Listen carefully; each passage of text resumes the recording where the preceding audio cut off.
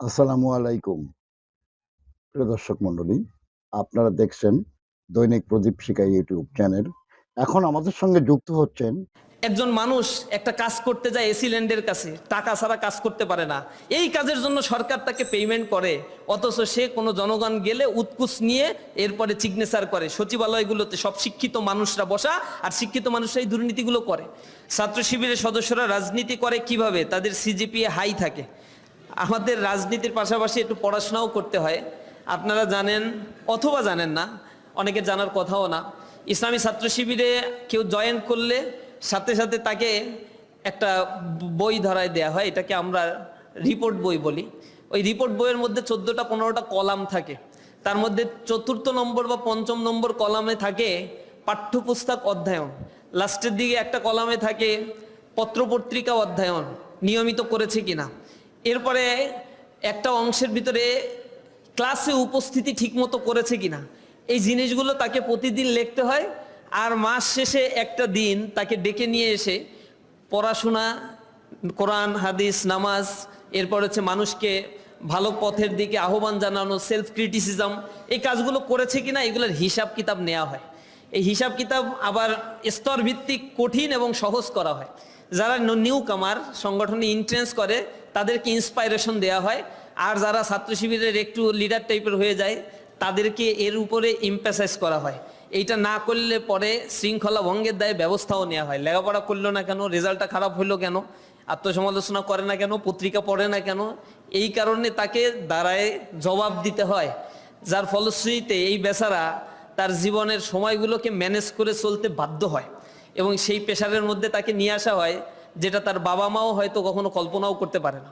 যার ফলশ্রুতিতে সংগঠন অর্গানাইজেশনাল ক্যাপাসিটির পাশাপাশি তার এই জায়গাটা, একাডেমিক এক্সিলেন্সির জায়গাটা সে সমানতালে নিয়ে যেতে পারে, যেটা সংগঠন আমাদেরকে দিয়েছে। বিদায় সংগঠনের প্রতি আমরা ডেডিকেটেড হয়েছি। আমাদের এগুলা না দিয়ে যদি শুধু রাজনীতি করতে বলতো তাহলে এই সংগঠনে থাকাটা দুরূহ হয়ে যেত। আর ছাত্র শিবিরের রাজনীতি হচ্ছে 10%, 8 থেকে 10%। আর আমাদের এমনি ব্যক্তিকে গঠন করার কার্যক্রমটাই আমরা 90% ক্ষেত্রে করে থাকি। পলিটিক্যাল অ্যাওয়ারনেস প্রয়োজন আছে, কিন্তু অতিমাত্রায় পলিটিক্যাল অ্যাফিলিয়েশন আমরা পছন্দ করি না, প্রতিবাদ করি। যতটুকু রাস্তায় আমাদের দেখেন অতটুকু হচ্ছে আমাদের টোটাল কাজের হয়তো শিখে ভাগ 5 থেকে 7%-এর বেশি হবে না। বাদ বাকি ইন্টারনাল কার্যক্রমগুলো আমাদের অনেক বেশি।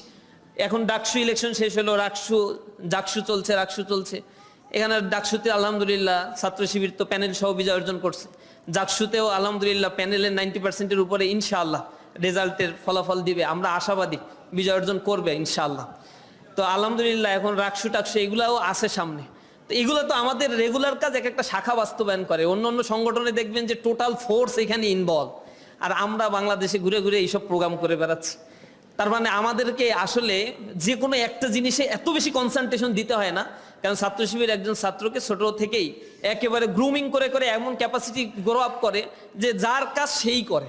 এর বাইরে অন্যদেরকে অযাচিত এক্সারসাইজ করতে ডাকাও হয় না কখনো। এরকম একটা কাজ আমার কেন্দ্রের 30 জন সেক্রেটারিয়েট মেম্বার আছে, আমরা মাত্র 30 জনের বডি দিয়ে পুরো বাংলাদেশ চালাই। আমাদের এরকম 700 সদস্য বিশিষ্ট কমিটি নাই যে যারা নামই চেনে না, ওরকম সিস্টেম না আমাদের। তো এই 30 জনের মধ্যে 2 জন 3 জন ইনভলভ আছে এই কাজের জন্য, বাকিরা সারা দেশে ঘুরে ঘুরে এইসব প্রোগ্রাম আদি বা নিজেদের লেখাপড়া নিজেদের কাজ নিয়েই ব্যস্ত আছে। আমরা কোনো নেতার পিছনে ঘুরে ঘুরে সময় ব্যয় করাকে অপছন্দ করি। আমরা যখন হাঁটি অনেকে আমাদেরকে বলে যে আপনি একা একা হাঁটতেছেন, ক্যাম্পাসে গেলে বলে একা একা, টিচাররা বলে একা একা তুমি। তো আমরা বলছি আমার সাথে কে আসবে, কে যাবে, আমার পকেটে টাকা আছে যে তারে আমি চালাইতে পারি। আর আমাদের সংগঠনে কাউকে নেতার পেছনে ঘোরানো সম্পূর্ণ অপছন্দ করা হয়। নেতা তার মতো করে ঘুরবে। গত 2 দিন ধরে ডাকসুর বিপিজিএস যখন ক্যাম্পাসে একা একা হাঁটতেছে, কিছু ছাত্র দেখে বলছে বিপিজিএস একা একা হাঁটে। এটা আশ্চর্য লাগছে তার কাছে। তো ওদের কাছে জিজ্ঞাসা করছে ভাই একা? বুঝছে তো একাই তো, আমি তো ছাত্র, আমি একা দোকা পাবো কোথায়? দোকা চলতে গেলে তো পকেটে টাকা উল্টাপাল্টা ইনকাম করতে হবে। ডাকসুর বিপিজিএস তো উলট পালট ইনকামের সুযোগটা নাই, তার তো আসলেই স্কোপটা খুবই লিমিটেড। সুতরাং আমাদের সংগঠন ছোটবেলায় যখন সংগঠনে ইনক্লুড হয় ছাত্রদেরকে আমরা সেভাবে গড়ে তোলার চেষ্টা করি। তো এরকমও না, আবার অনেকে আবার প্রাথমিক পর্যায়ে প্রশ্ন করে যে ছাত্র শিবির কি শুধু মেধাবীরাই করতে পারে? একটা টক শোতে গিয়ে এক দলের বড় একটা দল, তার নেতা আমার জিজ্ঞাসা করতেছে যে এই প্রশ্নের উত্তর ছাত্র শিবিরকে দিতে হবে, যে ছাত্র শিবির কি শুধু মেধাবীরাই করতে পারবে যাদের সিজিপিএ 3.5-এর উপরে? যদি এর নিচে হয় তাহলে কি শিবির করতে পারবে না? তা আমি বললাম যে এটা একটা প্রশ্ন হইল ভাই, মানে যে কেউ করতে পারে ছাত্র শিবির, কিন্তু ছাত্র শিবির করার পরে তার ইমপ্রুভমেন্টের কাজটা ইসলামী ছাত্র শিবির করে। আমি বলি যে পূর্বে তুমি কি করে আসছো, it doesn't my considering factor. এখন তুমি কি এখন থেকে চিন্তা করো আর নিজেকে গড়ে তোলার জন্য চেষ্টা করো। পুরাতন নিয়ে যে চিন্তা করতে থাকে ও পেছনেই পড়ে থাকে। আমার পেছনে কি হয়েছে এটা আমি কখনোই রিগেইন করতে পারবো না। সুতরাং আমার জন্য বেটার অপশন হচ্ছে ভবিষ্যতে আমি আসলে কোন দিকে যাব সেটা নিয়ে আমাকে চিন্তা করা। অতটুকু চিন্তা করতে পারলেই হবে ইনশাআল্লাহ। তা আমাদের জনশক্তিকে আমরা এইভাবে পজিটিভ সেন্স নিয়ে গড়ে তোলার জন্য চেষ্টা করি। ইসলামী ছাত্র শিবিরে আমি কেন যোগ দেব তার যথাযুক্তি চাই। আর ইসলাম দলগুলো ইসলাম প্রচার করে, তাহলে বিভক্তি কেন দলগুলোর মধ্যে? একটা দল হয়ে কাজ করলেই তো হয়। ইসলামী ছাত্র শিবিরে যোগদান করতে তো আপনাকে আমি বলি না, আজকের প্রোগ্রাম থেকেও আপনাকে খুব হাত পাও ধরা হবে না। আমরা এরকম এই কিছুদিন আগে এ+ সংবর্ধনা করেছি সারা বাংলাদেশে, এবং কৃতি শিক্ষার্থীদের নিয়েও সংবর্ধনা করছি। সেখানে শিক্ষার্থীরা লক্ষ লক্ষ 19 লক্ষ পরীক্ষার্থী অংশগ্রহণ করেছে, 13 লক্ষ পাশ করেছে আর 6 লক্ষ ফেল করেছে। ওই 6 লক্ষ নিয়েও আমরা প্রোগ্রাম করছি যে ফেল করছো কেন, পাশ করতে হবে এখন। এটা হচ্ছে আমাদের প্রোগ্রামের থিম। আর এ+ পেয়েছো, আরো ভালো করতে হবে, এ+ পাওনি, এ+ পাইতে হবে।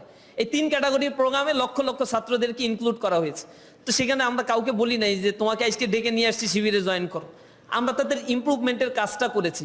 এখন আমাদের অ্যাক্টিভিজম দেখে যদি তোমার ভালো লাগে যে না এখানে গেলে নিজেকে গড়া যায়, আত্মিকভাবে তৈরি করা যায়, একাডেমিক এক্সিলেন্সি হয়ে তৈরি করা যায় এবং নেটওয়ার্কিং ডেভেলপ করা যায়। আমরা অর্গানাইজেশনকে বলি it's not only so called traditional political student অর্গানাইজেশন, but also it's an separate institution.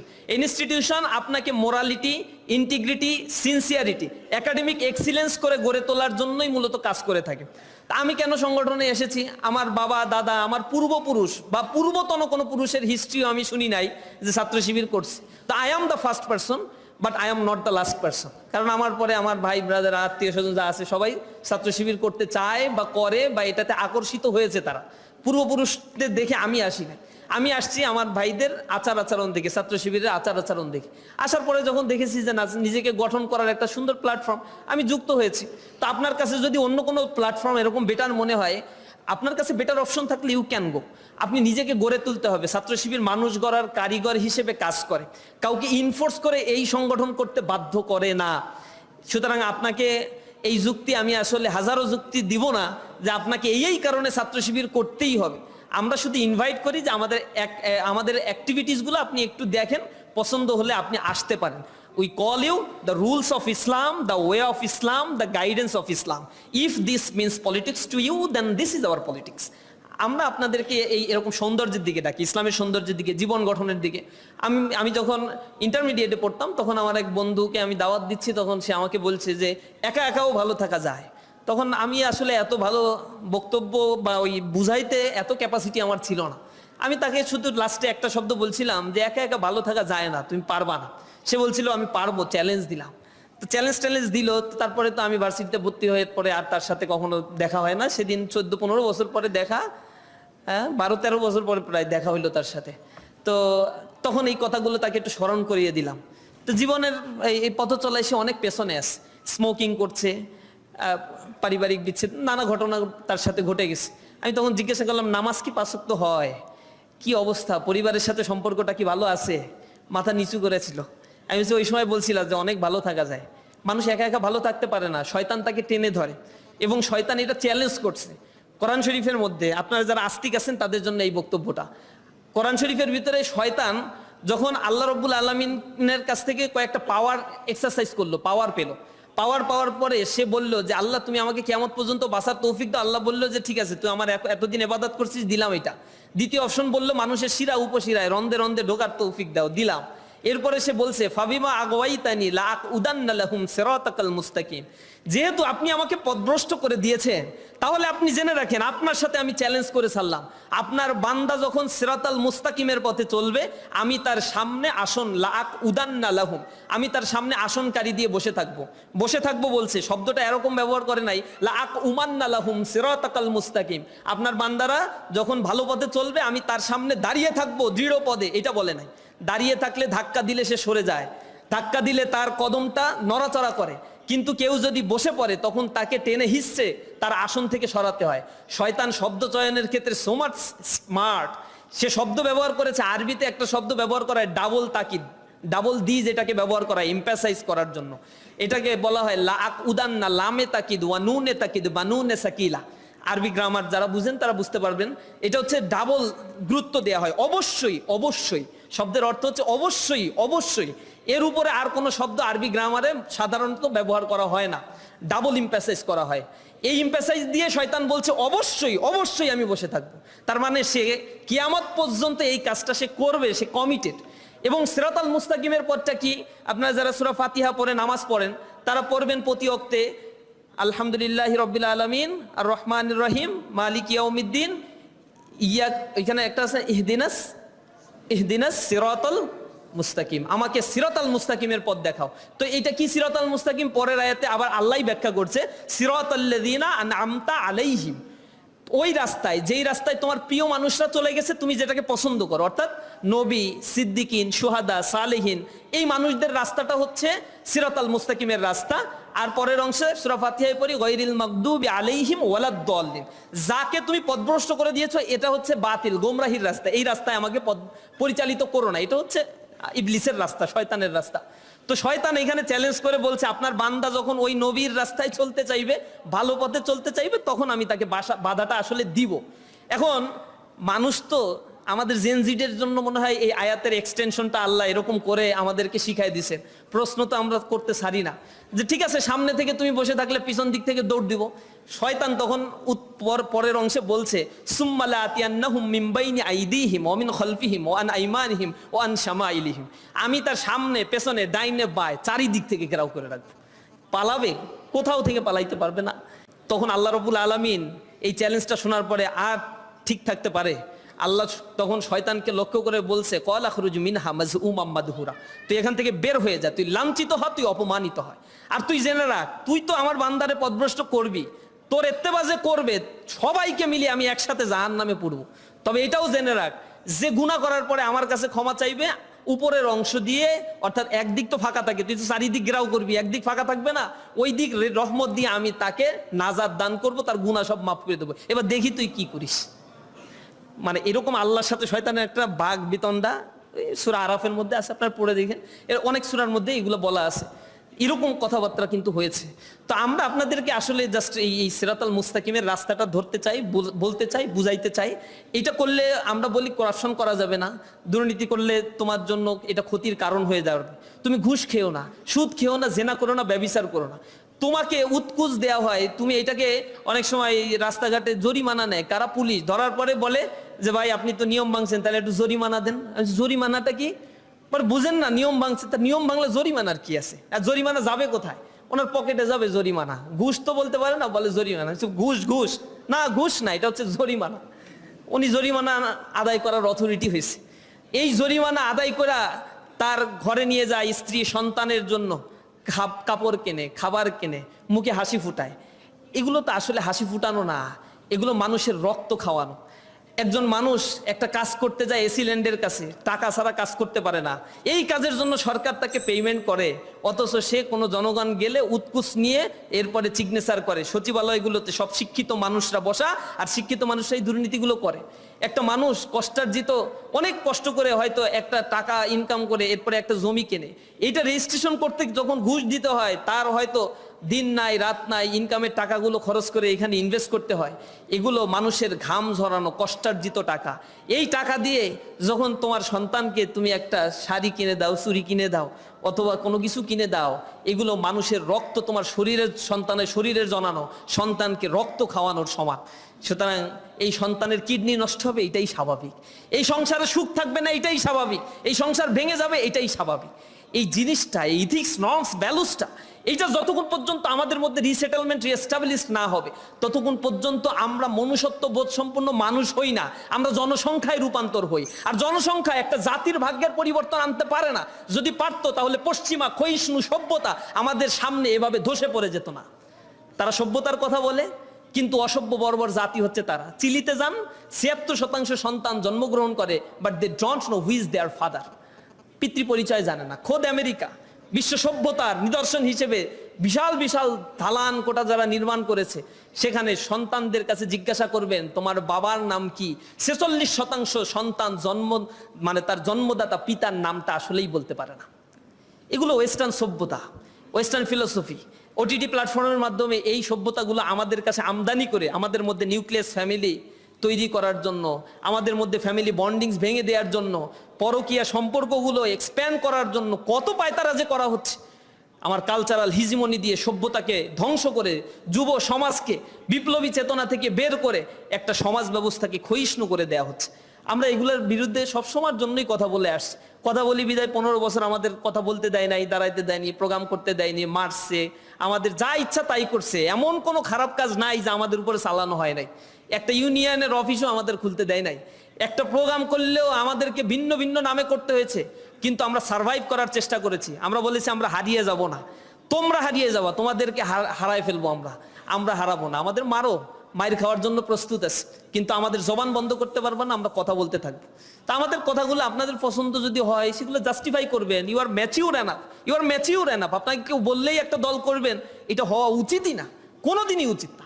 আপনাকে জাস্টিফাই করেই সংগঠন করা উচিত অথবা না উচিত, সমালোচনা করা উচিত অথবা না করা উচিত, এটা আপনারা ভাববেন ইনশাআল্লাহ। তো এই মাযহাবগুলোতে ইসলামের সৌন্দর্য, যে কোনো একটা পালন করলেই আপনার পালন করা হয়। আপনি তো ইজতেহাদি ক্ষমতা আপনার ভিতরে নাই, তাকলিদ করার ক্ষমতা আপনার ভিতরে নাই। আপনি তো লক্ষ লক্ষ হাদিস মুখস্থ জানেন না, ইসলামে অ্যানালাইসিস করার ক্ষমতা নাই। ফরজের ব্যাপারে ইউনিক, কোরআন থেকে সাব্যস্ত, কিন্তু নফলের ব্যাপারগুলোতে ইজতেহাদ করে এক এক ধরনের চিন্তা চেতনা করা যাবে, তবে সেটা অবশ্যই সেই মাপের মানুষ আপনাকে হইতে হবে। তো এক একটা দল এক এক ধরনের মানহাজ বা পদ্ধতি নিয়ে কাজ করে, সবারই উদ্দেশ্য হচ্ছে ইসলাম প্রতিষ্ঠা করা। আল্লাহ এক, এর ব্যাপারে কোনো সমস্যা নাই। নামাজ পাঁচ ওয়াক্ত কোনো সমস্যা নাই, জাকাত দিতে হবে কোনো সমস্যা নাই। ইসলামের ফান্ডামেন্টাল বিষয় নিয়ে কোনো দল কোনো বিভক্তির মধ্যে নাই।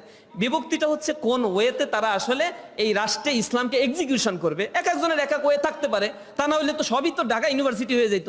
নোয়াখালী বিজ্ঞান প্রযুক্তির দরকার ছিল, তো নোয়াখালী বিজ্ঞান প্রযুক্তি কেন, এত সাবজেক্ট কেন দরকার ভাই? বাংলাদেশ তো একটা সাবজেক্ট হইলেই তো হয়। এই প্রশ্ন তো করেন না। এগুলো ভার্সাটাইলিটি, এগুলো সৌন্দর্য। ইসলামের মধ্যে এই সৌন্দর্যগুলো আছে, যে যার লজিক দিয়ে তার দলগুলো গঠন করে। এবং ইসলাম কাউকে একটা নির্ধারিত বন্ডিংসের মধ্যে না এনে ইসলাম এই ফ্রি থিঙ্কিং এর জায়গাগুলো এক্সপ্যান্ড করে। স্কুল অফ থট ইসলামের যেগুলো রয়েছে সেগুলো এর অনবদ্য একটা নিদর্শন। এই চিন্তা শক্তিগুলো ইসলাম আরো বেশি পরিশীলিত করার কথাই বলে। সিরিজ আসসালামু আলাইকুম। শিবিরের আইডিওলজির বাইরে মানুষের শিক্ষার্থীর প্রতি শিবিরের দৃষ্টিভঙ্গি কেমন? যদিও শিবির একটা নৈতিক ও আদর্শবান সংগঠন, তারপরেও কেন জানি অন্যান্য মতাদর্শের শিক্ষার্থীদের কাছে শিবির গ্রহণযোগ্যতা কম। তাই আমার পরামর্শ, পালস বুঝে কাজ করা। আসলেই কি কম? আপনারা পরামর্শ দিবেন, আমরা ওপেন পরামর্শ নিয়েছি। কার বাংলাদেশে কত পরামর্শ আছে সব একসাথে করছি, কয়েক লাখ পরামর্শ হয়েছে। এগুলো এখন পড়ার জন্য লোক নিয়োগ দিছি, তারা পড়তেছে। পড়ে পড়ে আমাদের একটা ফাইল করে দেবে, আমরা সব পরামর্শ বাস্তবায়ন করবো ইনশাআল্লাহ। ছাত্রদের পালস আমরা যদি না বুঝতাম তাহলে নিঃসন্দেহে বিশ্ববিদ্যালয়গুলো আমাদেরকে স্টুডেন্টরা সাপোর্ট দিত না, আমাদের উপরে আস্থা রাখতো না। আমরা এটা সর্বোচ্চ চেষ্টা করছি। ঢাকা বিশ্ববিদ্যালয়ে এরকম বিজয় অর্জনের পরে আমাদের তো মিছিল করা উচিত ছিল সারা বাংলাদেশে। আমাদের কেন্দ্রীয় অফিসে তো মিষ্টির বন্যা বয়ে দেওয়া উচিত ছিল। তো ঢাকা বিশ্ববিদ্যালয়ে জয়ের পরে আসলে কেন্দ্রীয় অফিসে আমারও যাওয়ার এখন পর্যন্ত সুযোগ হয় নাই। আর কেউ আছে বলেও আমার জানা নাই, কারণ আমরা আসি বাইরে বাইরে এইসব প্রোগ্রাম আদি করে বেড়াচ্ছি। আমাদের এগুলা নিয়ে অতি উৎসাহিত আমি না, এত উৎফুল্লিত না। কেউ আমাদের উপরে আস্থা রাখলে আমরা মনে করি এটা আমাদের রেসপন্সিবিলিটি, তার আস্থার মর্যাদা দেয়া। এখন আমরা যখন বিজয় অর্জন করেছি, ডেকে আমাদের প্যানেলে সবাইকে বলছি 1 বছর সময়, ছাত্রদের কাছে যা কমিটমেন্ট দিচ্ছ তার চাইতে বেশি করতে হবে। কত বেশি করবা সেই ব্যাপারে প্রতিযোগিতা করো, কত কম এইটার ব্যাপারে আমরা কোনো জবাব নিব না। যে কমিটমেন্ট দিছো 5 মাসের মধ্যে শেষ করে বাকি 7 মাস 8 মাস যা সময় পাবা এক্সট্রা করবা, এরপরে তোমাদের সাথে কথা আমাদের। তা আমাদের বলে দিছে আমরা আমানতদারিতা সর্বোচ্চ হেফাজত করার চেষ্টা করব, এবং সবাই মিলে আমরা ঐক্যবদ্ধভাবে সেই কমিটমেন্ট রক্ষা করার জন্যই চেষ্টা করি। এবং সব বিশ্ববিদ্যালয়গুলোতে ইনশাআল্লাহ আমাদের উপরে শিক্ষার্থীরা যখনই আস্থা রেখেছে আমরা মর্যাদা দিয়েছি। মিডিয়া ট্রায়ালের মাধ্যমে আমাদেরকে মনস্টার বানানো হয়েছে, আমাদেরকে বলা হয় তোমরা রক কাটো। আমরা আসলে বিনিময়ে তাদেরকে বলি না তুমিও রক কাটো। আমাদের বলে তোমরা গুপ্ত, আমরা বলি না তোমরাও গুপ্ত। আমাদের বলে তোমরা সন্ত্রাসী, আমরা জবাবে আসলে বলতে পছন্দ করি না যে তুমিও সন্ত্রাস। আমাদেরকে বলে তুমি রাষ্ট্রবিরোধী, তুমি রাজাকার, আমরা বলি না তুমিও রাজাকার। যে আমাকে দেউলিয়া করে দিতে চাইবে আমি তাকে বুকে টেনে নেব, যে আমাকে সন্ত্রাসী বলবে আমি তাকে বলবো তুমি আমার বন্ধু। আমার বন্ধু প্রতিম সংগঠনের সাথে যখন টকশোতে যাই, অনেক কথা হয়, একটা সময় বিভিন্ন বিষয়গুলো বলে, আমরা শুধু হাসি। এবং একটা সময় বলি, ভাই আপনাকে আমি খুব পছন্দ করি, আপনি তো আমার বড় ভাই, আমাকে পরামর্শ দিবেন, আর আমাদের ভুল থাকলে এগুলো বলে দেবেন। আমাদের সাথে তাদের সাথে ব্যক্তিগত কোনো সম্পর্কের ঘাটতি নাই। প্রবলেমটা হইলো তারা চায় তাদের রাজনীতি, যে কলুষিত রাজনীতি, এইটা টিকায় রাখার জন্য আমাদের উপর ব্লেম দিয়া রাজনীতি টিকায় রাখতে হয়। আমরা বারবার বলছি, যদি কর্মসূচি না থাকে তাহলে এগুলো যদি মাথায় না চিন্তা করতে পারেন, আমাদের তো অনেক কর্মসূচি আছে, হাজার হাজার কর্মসূচি করেও পারি না এত সীমাবদ্ধতার কারণে। আমরা কিছু কিছু আপনাদেরকে প্রোভাইড করি, আপনারাও করেন। ভালো কাজে আমরা প্রতিযোগিতা করি। কোরআনে এটা আমাদেরকে আল্লাহ নির্দেশ দিছে, তাআওয়ানু আলাল বিররি ওয়াত তাকওয়া, মানে ভালো কাজের জন্য প্রতিযোগিতা করো। তো আমরা সেটার জন্য ফাইটিং করতে রাজি।